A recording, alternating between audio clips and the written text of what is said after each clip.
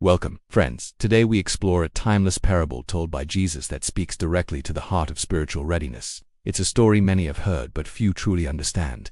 The parable of the 10 virgins. Let's go deep into what it means and why it still matters today. The parable of the 10 virgins appears in Matthew 25 1-13. It was one of the last parables Jesus shared before his crucifixion, highlighting the urgency of being prepared for his return. In the story, Jesus says that the kingdom of heaven will be like 10 virgins who took their lamps and went out to meet the bridegroom. In Jewish tradition, weddings were major events. The groom would go to prepare a place for the bride and then return, often at night, to take her to the feast.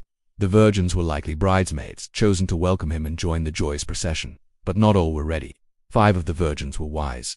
They brought their lamps and extra oil. The other 5 were foolish. They brought lamps, but no extra oil. As the bridegroom delayed, all 10 became drowsy and fell asleep. Suddenly at midnight, a cry rang out, "Here is the bridegroom, come out to meet him." They all rose and began trimming their lamps. But the foolish ones noticed their lights were dying. They had no oil. They begged the wise virgins to share, but were told there wouldn't be enough for both. The wise advised them to go buy more oil. While they were away, the bridegroom arrived. The wise virgins went in with him to the wedding banquet, and the door was shut. When the others returned, they cried, "Lord, Lord, open the door for us." But he replied, "Truly I tell you, I do not know you." Jesus ends with a clear warning. Therefore keep watch, because you do not know the day or the hour. This story isn't just about bridesmaids and weddings, it's about every believer. The bridegroom represents Jesus.